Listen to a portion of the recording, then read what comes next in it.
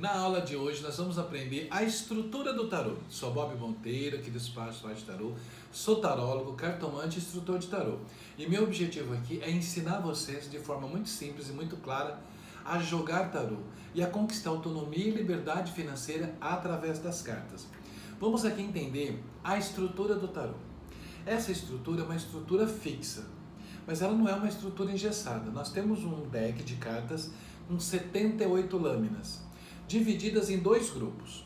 Primeiro grupo, que é o que a gente vai começar a estudar um pouco mais, vai ser o primeiro grupo para que a gente possa estudar, que são os arcanos maiores.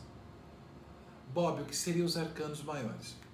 Os arcanos maiores, nessas 22 lâminas, representam a nossa evolução, os grandes mistérios, os nossos desejos, aquilo que nós fazemos, que buscamos e tentamos ir atrás. Então, os arcanos maiores representam literalmente a nossa evolução. E é muito fácil de entender, a partir de agora, vocês vão começar a perceber que o jogo de tarô, ele está muito contido no nosso dia a dia.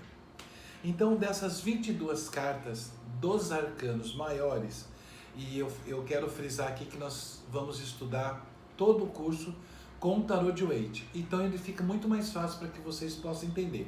Caso vocês tenham outro tarô, não tem problema, mas se puderem adquirir o tarô de Waite é muito mais fácil.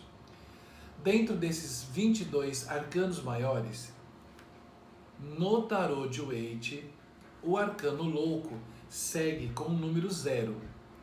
Mas se vocês tiverem algum outro tarô que não seja o tarô de Waite, pode ser que o arcano louco ele venha no número 22.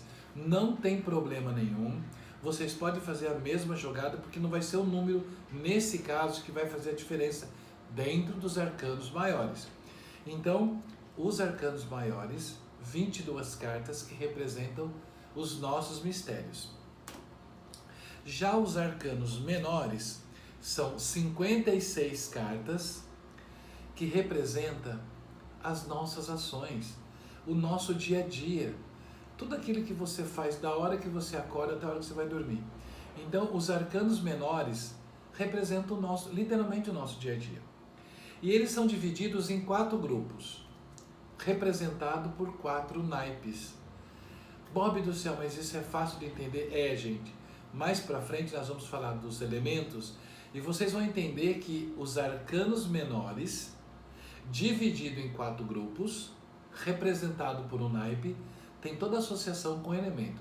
Quais são os naipes que estão contidos nos arcanos menores? Então nós temos espadas, que representam o mundo mental, o elemento ar. Nós temos copas, que representam o mundo emocional, elemento água. Nós temos paus, que representa o mundo energético.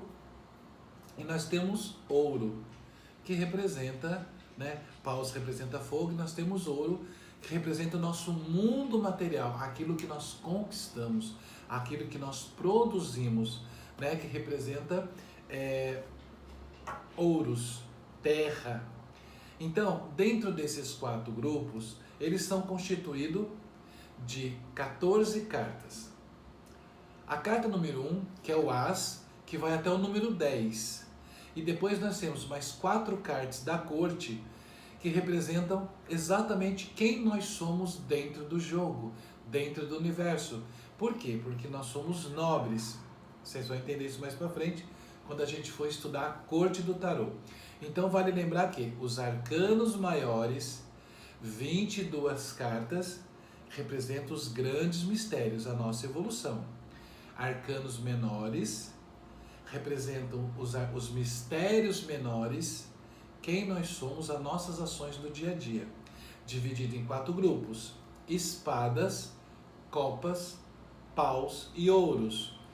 Dentro de cada grupo, as cartas são divididas da seguinte forma: do As, que representa o número 1, até o número 10, e depois nós temos 4 cartas da corte: pajem, cavaleiro, rainha e rei. Vale lembrar que nós estamos aqui através do tarô de Waite. Dentro de alguns tarôs por aí, substituíram o cavaleiro pela princesa.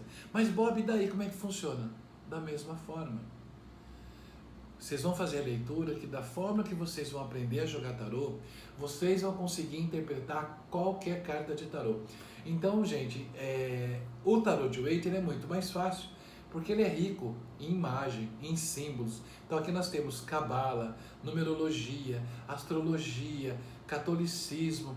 Nós temos muitas referências dentro dessas cartas.